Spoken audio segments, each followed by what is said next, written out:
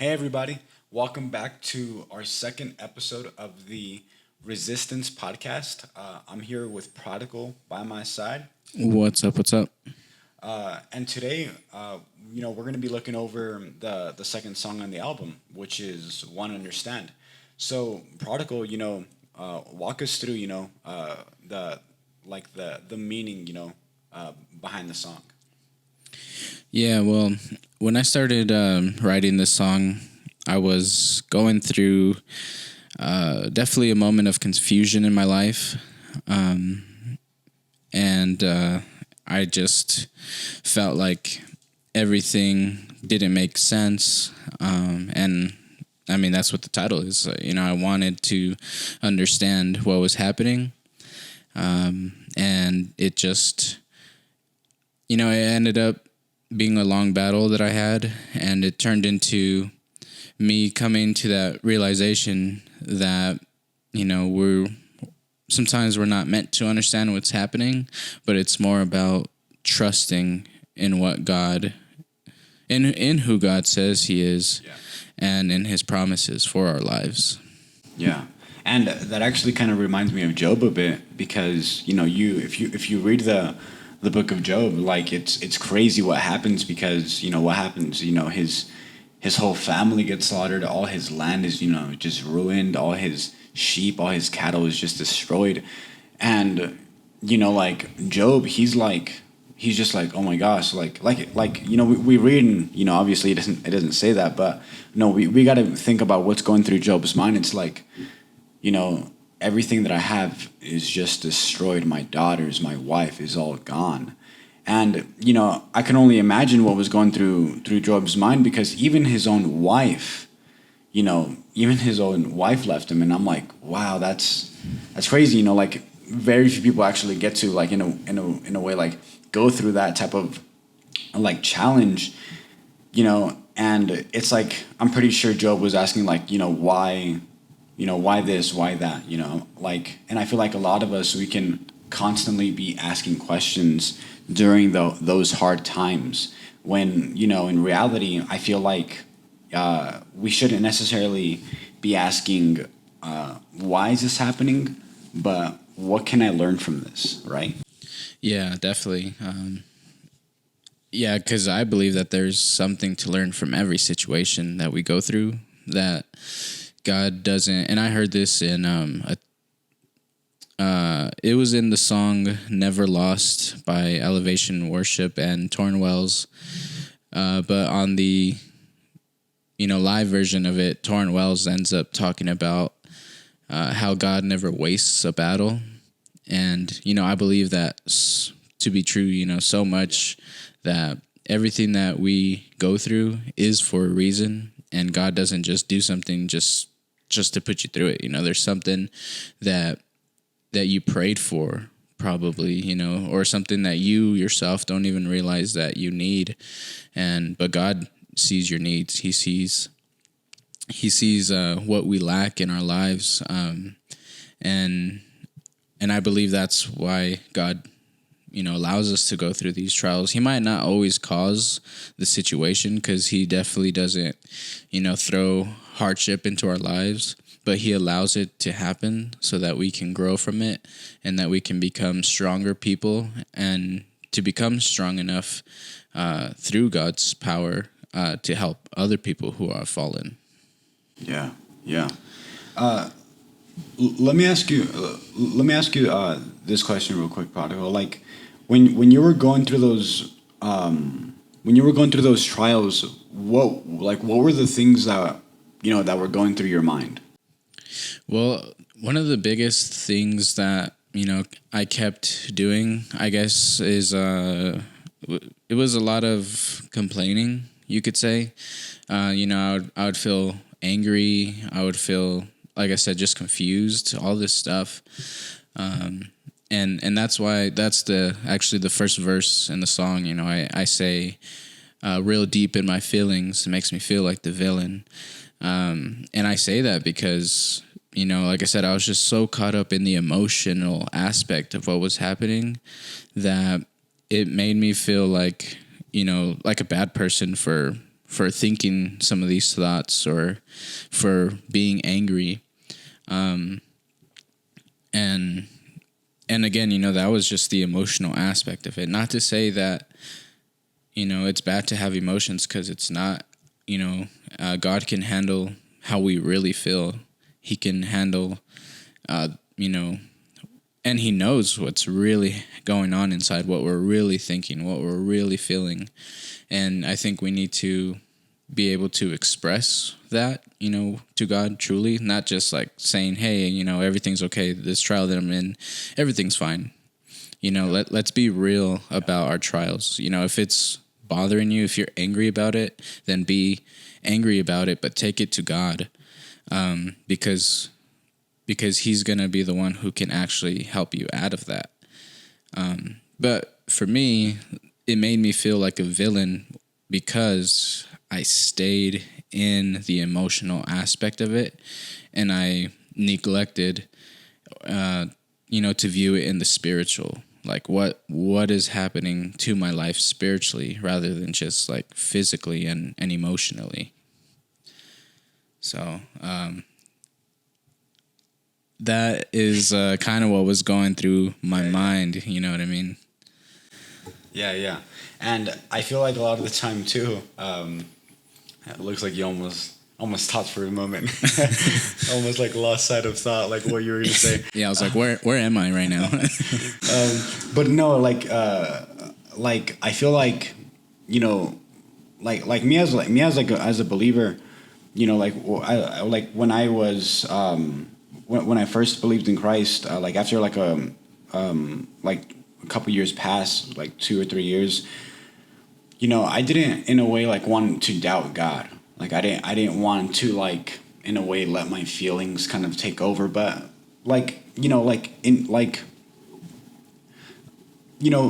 general, like feelings aren't like.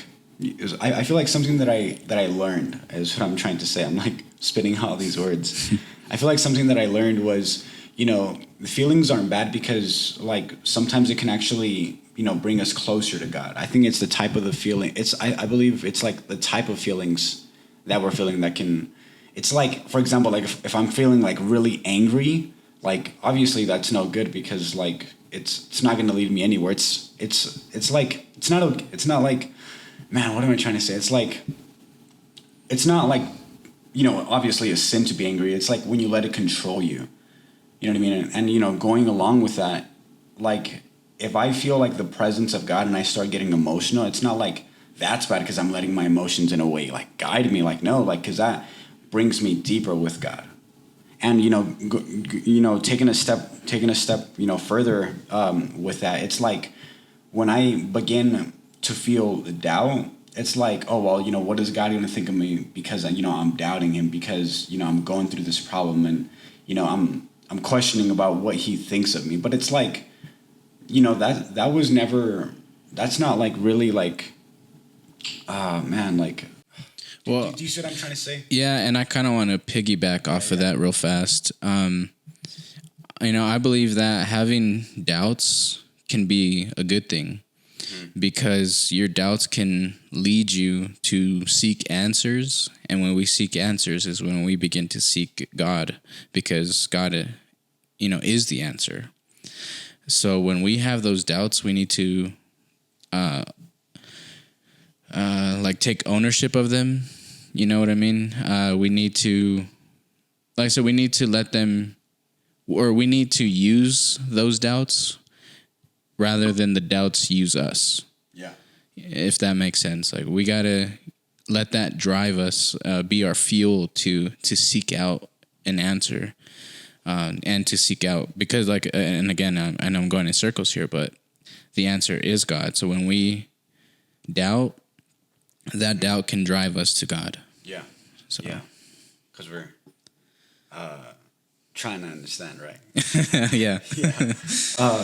Now let me ask you this, because I think, or I can even say believe that a lot of us can enter this, especially whether it be a financial challenge, an emotional challenge, or maybe even a physical challenge that we're going to, like maybe whether it'd be like maybe cancer we're fighting or something like that.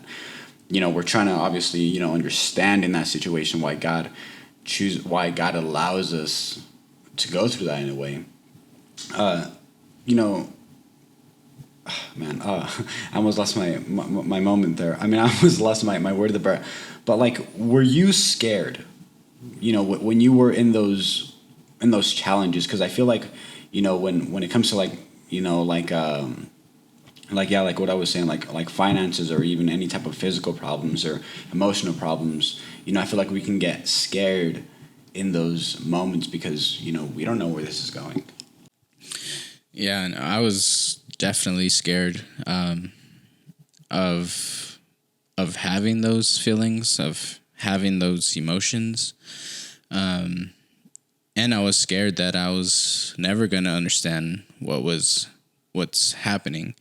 And again, I still don't understand everything that's happening in my life, but now I have that clarity in my life that, Yeah.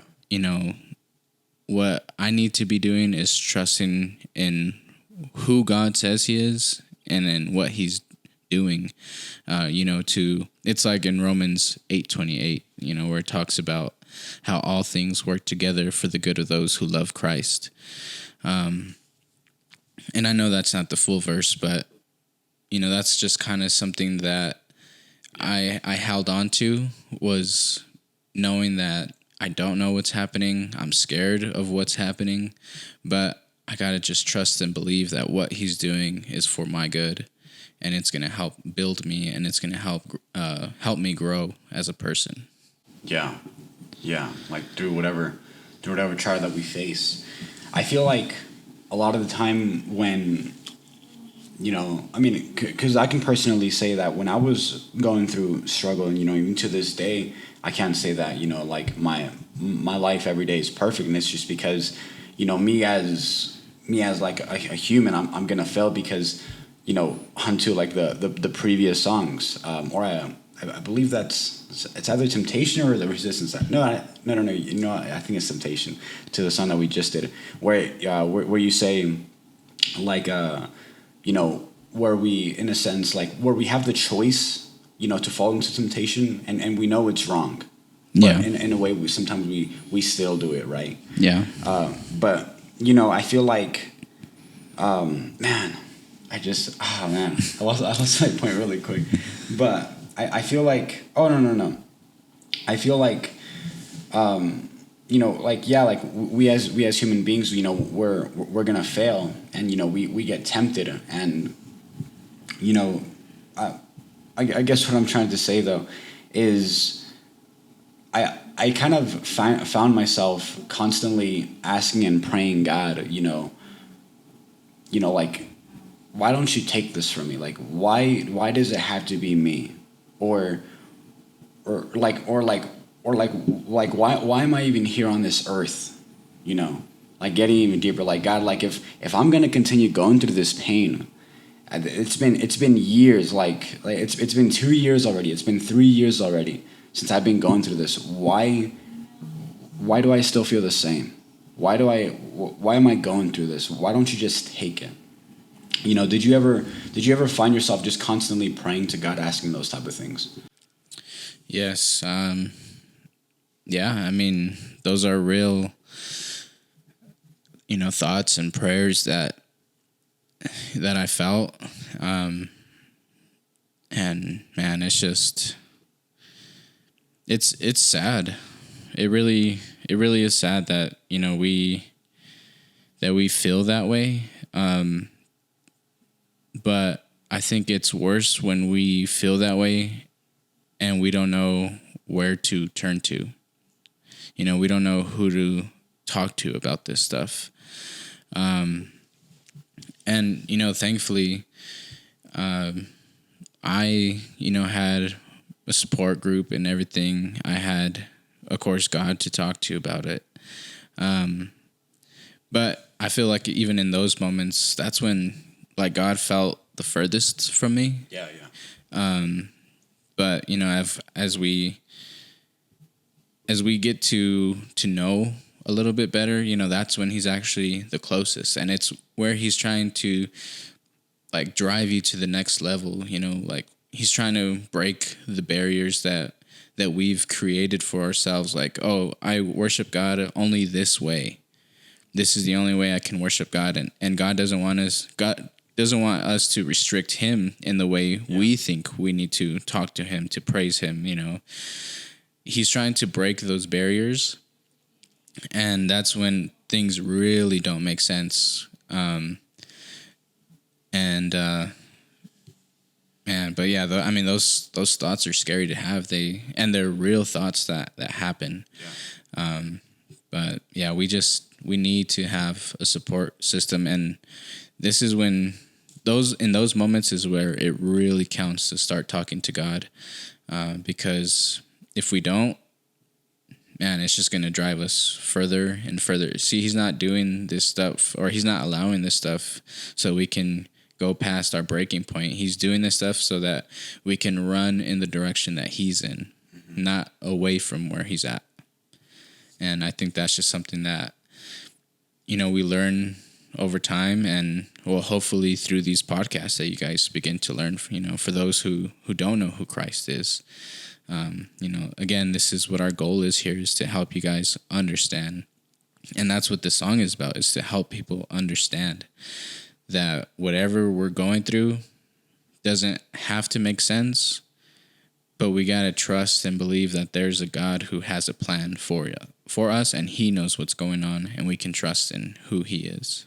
Yeah. And I really like what you said. When we're furthest away from Christ, it's when we're actually closest. And I was actually thinking about that this morning, because and I was just thinking about myself, because it's nice to just meditate and think about God, thinking about like things like that, and I was thinking, and I'm like, why is it that why Christians say that, why people say that, why when we're furthest away from Christ, it's when we're closest. And I realized that I feel like the reason being for that is because when we're furthest away from Christ and we're longing for him, God knows in our heart that we really truly want him. And it's at that moment that it's like a doorway for him, and he's like, I'm here. Yeah. But it's, obviously, sure, he still feels very far away, but it's when he's closest. Yeah, exactly. And that never made sense to me, like when he feels the furthest, he's actually the closest. But it started making sense when I actually started crying out to God, like, where are you? That I started to realize that, my cries are what is helping me become closer to God, like getting closer to God. Because when everything's fine and dandy, like sometimes we don't want to worship God. We don't want to pay any attention to God. And when, we're in our struggles, that's when we all of a sudden are like, okay, God, like, why are you doing this to me? And I guess the reason why I'm saying that is when we do feel far away from God, he's just trying to remind us that he's there for us, and we actually have to put in the effort to seek. I mean, he's not hiding from us or anything, but we have to put in our effort to spend time in his presence, basically. Yeah. And that's actually one of the verses in the song, now I'm spending time in his presence. Every moment is a present. Yeah. Because it's so true. Like, I don't know what it is about us, but, we need something to be going wrong in our lives to actually seek God out. But he wants us to be more than that. He wants us to be in his presence at all times, whether things are good or whether things are bad. And it's in the bad moments that we really learn how to be in his presence. But again, we got to take that and we got to grow so that we're in his presence even in the good times. Yeah. Yeah. No, yeah, no, that's so true. So Prodigal, when you're saying on the song, because now I'm holding on by a thread, would this be better if I was dead? So what did you mean by that? Well, yeah, I mean, because in the trial that I was in, I just felt like I was at my breaking point, and that I was barely holding on to, I mean, really my faith. Like I was barely holding on to what I believed. I mean, obviously I still believe, but I was barely holding on to my faith in a sense, and the pain was so real. The pain was so strong that it made me just want to be dead. Like, man, it'd be better if I was dead. I wouldn't have these feelings anymore. And that's just, again, that's the point that the enemy wants to drive us to that point where we feel like there's no more hope and everything is finished. But the difference is he wants to keep you there. He wants to keep you in that. So you start. You stop thinking about everything else in your life. You stop thinking about opportunities to help get you out, and you just stay trapped in that mindset. You stay trapped in that pain. And I mean, I don't know if anybody else feels that way, but that's the way I felt.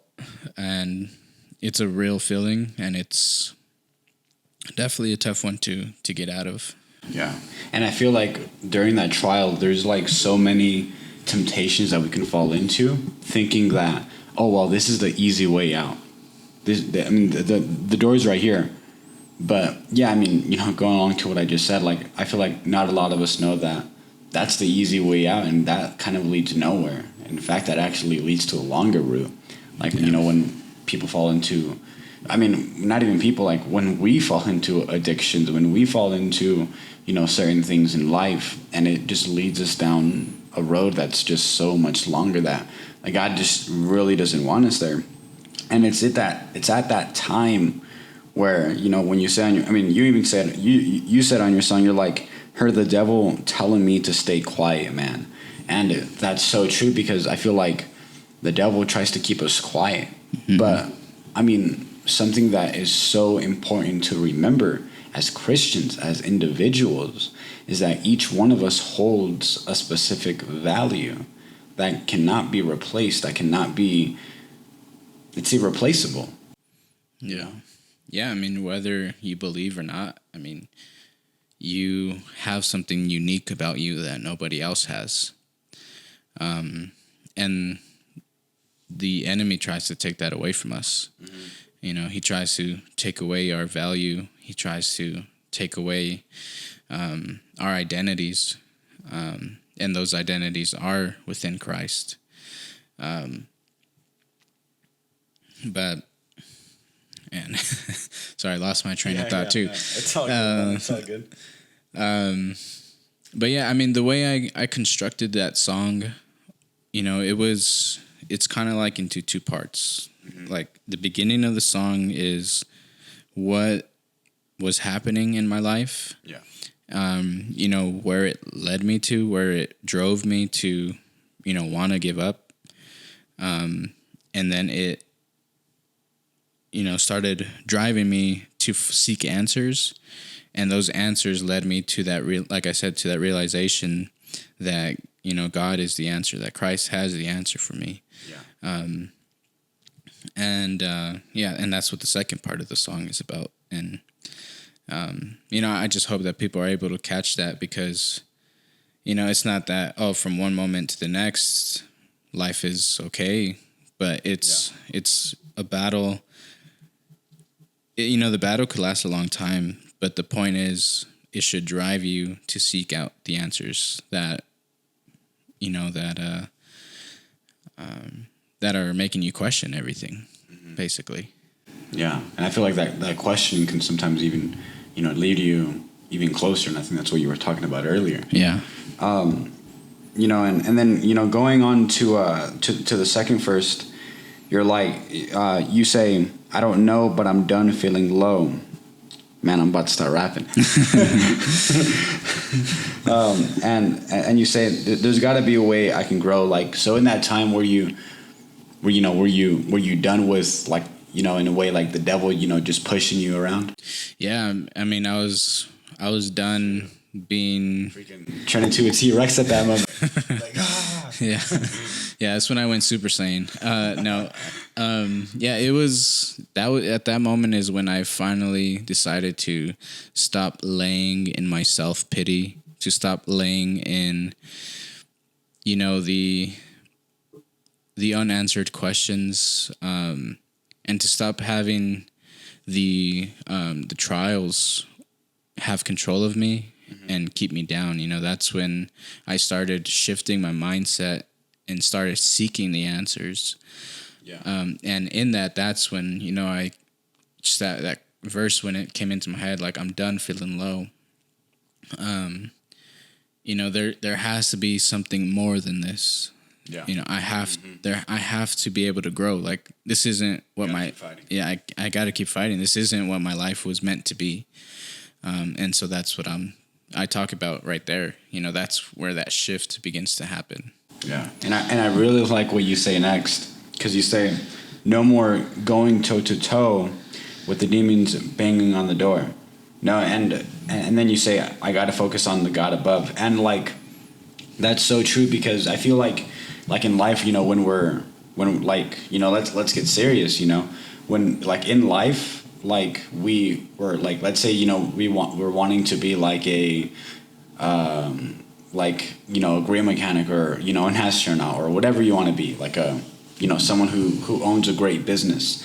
I feel like a lot of the time we're constantly getting distracted by these demons, you know, whether it be like, you know, any type of, like, you know, addiction, or any type of, you know, laziness or anything like that. Yeah. Or, you know, even ourselves, we're like, oh, well, I can't do it. And that's all just so much negativity that, you know, sometimes it holds us back. And I like what you said, because you're like, you know what, you know, I'm done wasting my time on these things that just don't even matter. Yeah. You know, got to focus on God above. Yeah, exactly. And yeah, I mean, of course, when I say, and I like the way, you know, you kind of made it, or, I mean, you basically, like, revealed the meaning behind the word demons. Wow, that's exactly what we You know, I'm not talking about, like, physical demons that are, you know, that manifest themselves and they actually are banging on my door. Like, that's not what I'm talking about. I'm talking, crazy. Yeah, I'm talking about the inner demons, you know, and like you said, it's whether that's doubt, whether that's, like, you know, you don't have confidence in yourself, or addictions, you know, all that stuff. Those are the inner demons that we are all fighting. Yeah. Nobody has, you know, all the answers in this world. Nobody doesn't have demons in this world. There's always something that haunts us. And I think that's just, you know, us being human, you know, because we're not perfect. And so we have things that we face all the time. Yeah. And again, yeah, it's exactly that. I mean, I spent a long time focusing on those inner demons that, you know, I wasted all my time doing that. It got me nowhere. It made me feel worse. Yeah. But then when I started shifting my eyes on what's above, on who's above, you know, that's when things began to turn, you know, began to change. Yeah. And, you know, that's so true, because, you know, like you said, on the things above. So I was actually reading the book of Proverbs the other day, and by the other day, I think it was like today or yesterday. And I was reading, I think it was like in Proverbs chapter 8 or 9, around there, definitely in the book of Proverbs. But he was saying, like, it was saying, like, how wisdom has been, like, how God created wisdom, and like wisdom has been with God since the beginning of time. So going with that, I feel like, I'm gonna branch off of that. So when we find ourselves worrying, and then we focus on not worrying, because that's what I did a lot of the time. And you might say, well, that's pretty dumb, because why don't you just not worry? Oh, well, try telling that to someone who's addicted to like heroin. It's like, oh, well, just don't be addicted anymore. It's like, the guy will tell you it's not that simple, bro. Because it holds you. There's like some type of chain that just holds you tight and around. And I found myself worrying that I would worry, and then I'd fall back into it. I was like, well, what the heck? Yeah. So it's when I started focusing on, just like you said, on the things above, and going with that with wisdom. Because if you stop worrying, like, because obviously no one can just stop worrying. Like, it's, well, how am I trying to say this? I'm trying to say, like, put like with me, like, the reason I worried is because I like, how do you say it? Like, I depended on myself, I guess. Yeah. And because of that, I depended on my own wisdom. And that led me to worrying even more. But then when I just stopped, like, how do you say it? When I stopped relying on my own wisdom, and I started relying on God's wisdom, when I just, started reading His Word more, when I started having communion with Him more, slowly but surely, that worry just slowly disappeared, and it began to run off. And I'm like, wow. Yeah. That's crazy. And for people listening, I guess I just want to say, like, I think that we're the way we worry changes, because I think worry lasts while we're on this earth. Yeah. But having God in our lives gives us an inner joy, an inner peace that cannot be shaken. Yeah. And when we do worry about things, they no longer have control of us, because we have that inner joy that God provides. And yeah, it's to say that, it's not to say that you're never going to worry about anything ever again in your life, because that's not true. What's true is the worry is no longer going to have control of you. Amen. Yeah. Because of that inner joy that's inside that God provides for you. Yeah. And I feel like, God doesn't promises, while you're going through the valley of death, that He's just going to pick you up and then just put you where He's at. What He promises is a way out of the valley of death. Right. And he promises to walk with you through it. Yeah. And that gets me even thinking, bro. You think about, man, I was about to say something, but I totally forgot my point. But, going along with this conversation, though, when you think about Jesus, bro, you see His disciples, and, like when I believe it was on the Mount of Transfiguration, right? I think it was around this, where at least around that part, or around that time, when that happened, they were like, well, who's going to be the greatest? Who's going to be the greatest among us? And then, and I think it's at that time where He's saying that, I'm going to die. And the disciples don't even care about that. They're like, who's going to be the greatest among us? And then, going along with that, when Jesus is at the garden, and he asks His disciples to pray, His disciples are falling asleep. And why I'm saying all this is because Jesus Himself is the only one who ever knew and whoever knows how we feel, because only He went through that loneliness that no one else has been through. You know what I mean?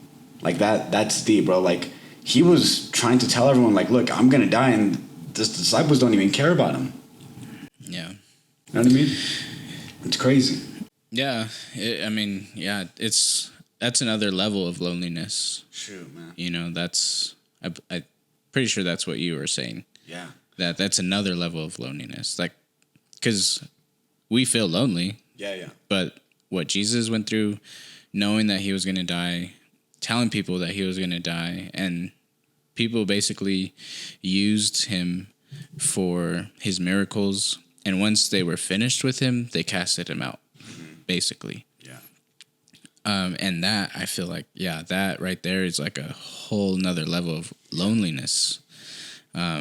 You know, to be used like that. And yeah, to not be cared about. Like, you knew your time was coming up and nobody wanted anything to do with you, and you know, after you gave them what they wanted. Yeah. Well, yeah, and you know, the reason why I actually bring it up though is because since he suffered, you can even say the highest meaning of loneliness, he can help us because he knows what it's like. Yeah. He knows what it's like when no one is around. He knows what it's like when you tell people even your problems and they seem to shrug it off and they seem to just throw it off. Christ is there when you're trying to understand, right? Yeah. No, it's so true. Yeah, I mean, that's that's what it boils down to. You know, God went through, you know, because Christ was fully man, and when he was here, you know, so he went through everything that we would go through, and then some. And he did all that just so that he would know how to comfort us when we feel that way. Yeah. And I mean, to me, that's beautiful.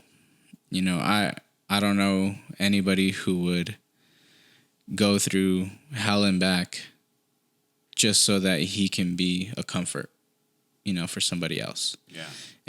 But that's crazy because that's the God we serve, you know. That's the love he has for us. So yeah, we don't always need to have the answers, but we can trust that the one who does is on our side. Yeah. And you know, and I'm reading right here, and then you say, and I believe it's in the second verse, you say, throw yo baggage in the car. I had to kick it down the street, you know, like throw it away, you know, everything's gonna work out.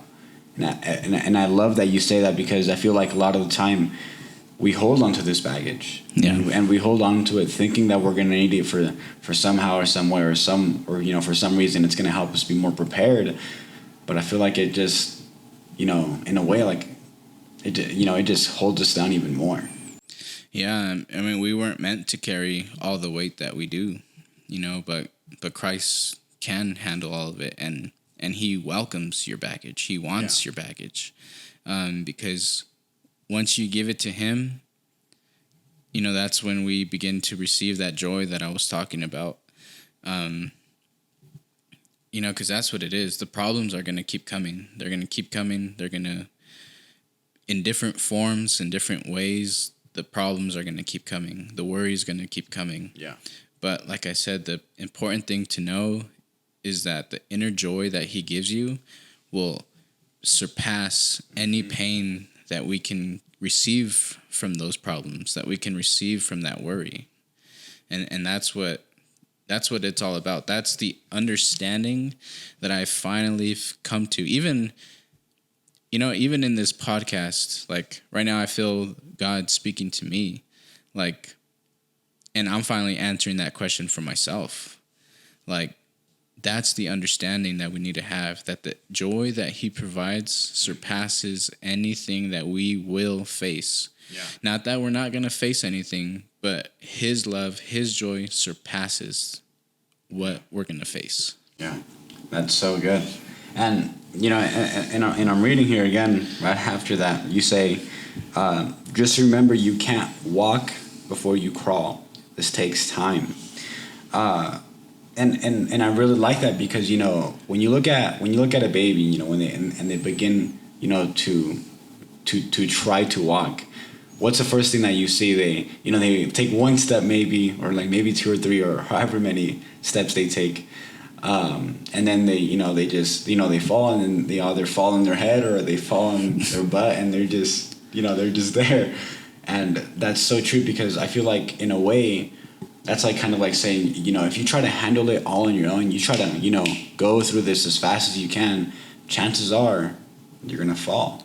Right. Because you're trying to walk before you crawl. Yeah. Yeah, and I mean that's exactly true. That's the meaning behind that verse. Oh, well, kind of explained it for you. And no, it's okay. Yeah, he's gonna take over from here. It's like and that's what I'm saying in that song, or in that verse.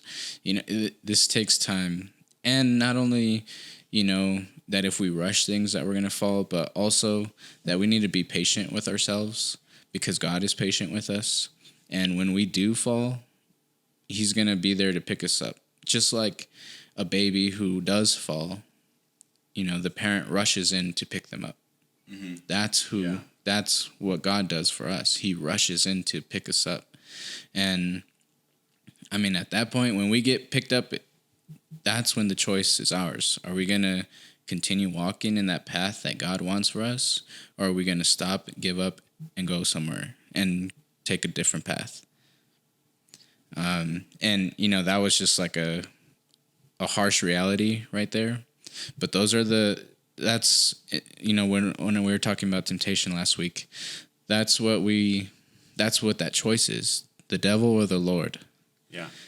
Are we going to continue down this path that God wants for us? Are we going to keep enduring, because it is going to be worth it at the end. And that's the second, or that's the verse after, this takes time, but it's going to be worth it at the end of it all. Mm-hmm. And that's just what we need to focus on. We need to focus on the end goal. The end goal is heaven. We get to spend our lives with Christ. Yeah, we're going to go through a lot of stuff, but we have to keep choosing Christ, because if we don't, I mean, we're going to lose our eternity. Yeah. You know what I mean? And it's a lot easier said than done, but hopefully this helps give clarity. This speaks to somebody, because, for me, this was me figuring it out with God. And now hopefully there's like this tangible thing that we can listen to for somebody who's going through the same thing that I did. Yeah. You know what I mean? That's what this is for. That's who this is for, for that person walking in that. And right now they're in that decision mode. Am I going to go somewhere else, take a different path, or am I going to continue down this path that, Christ has set before me? Yeah. And you actually say that right after that. You say, but we got to choose, what's it going to be? He's trying to set you free. Yeah. Yeah. Yeah, exactly. That's what this journey with Christ is. It's setting us free from our chains, from our baggage, from our bondage. And that's what the album cover is. It's, those chains are, metaphorical metaphorical chains that are, wrapped around us. Yeah. And, that's just, yeah. Yeah, no, and it's so amazing. But I think about Job. I'm gonna bring him up again. I think about Job, because when you look at Job, after his his three companions talk with him, they weren't even companions; they were terrible friends. Tell you that much. I think about those three guys, and then I think about how God had a talk with him after all that had happened, and you see at the very end of it all, you see that God blesses that guy like a whole bunch. I think it's like double the amount he had. So imagine if he had like a million freaking cows, he had freaking double the amount. I think it was like twice or four times the amount, or it was however many times more, but it was a whole bunch, right? Yeah. But I mean, it's still a huge quantity, and I think it's something to also look at that. Like let's say my life is for example, if it's going great, like if it's going great and out of nowhere it just falls, like I might see like, well, why are you doing this to me, or why this, why that. But if I look at it as okay, so what is he trying to show me? And then once the battle is over, once I win the battle because of God, like he'll reward me, and in a way where I become wiser, in a way where I understand more, in a way where I'm able to help somebody else. Yeah. Because God is always wanting to improve us, not because he sees no value. Gosh, no. I mean, he sent his son to die for us. That's how much value we have. Mm-hmm. Like, someone said this one time, that heaven itself went bankrupt to set us free. And I'm like, psh, well, that's pretty crazy. Yeah. Yeah, no, that just shows, how much we are loved. Yeah, sorry, I'm just processing what you said. Yeah. No. I talked a lot, man. No, you're good. No, there's just because there was something that you said that, really caught my attention, but then I, spaced out. It's all good, man. It's all good. But, I mean, is there anything else you want to add, Prodigal? No, I mean, I think, I think we definitely explained the song pretty well. Yeah.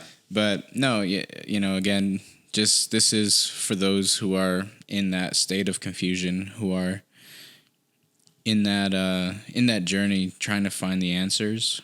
Mm-hmm. The answers will be found when you begin to seek Christ. Yeah. And those answers are that eternal joy that he provides. Yeah. But no, thanks to everybody who made it this far. Yeah. And now we're excited to keep this going. Yeah. Well, that's it. That's it for today, folks. If you guys haven't already, listened to the first episode. The first episode is called Temptation. We talked about it last week. Really recommend that you guys listen to it. We talk about just things. We talk about temptation, and that you guys aren't alone through it. And there's someone there with you, and God is always there to help, right? Yeah, he always is. And kind of piggyback off of what I did say last week, if you didn't listen, find yourself a good support group who's going to help you through the tough times, who's going to help lift you up. And, it's time to break free from the chains that are holding us. Amen. Yeah, that's good. All right, you guys. God bless. God bless.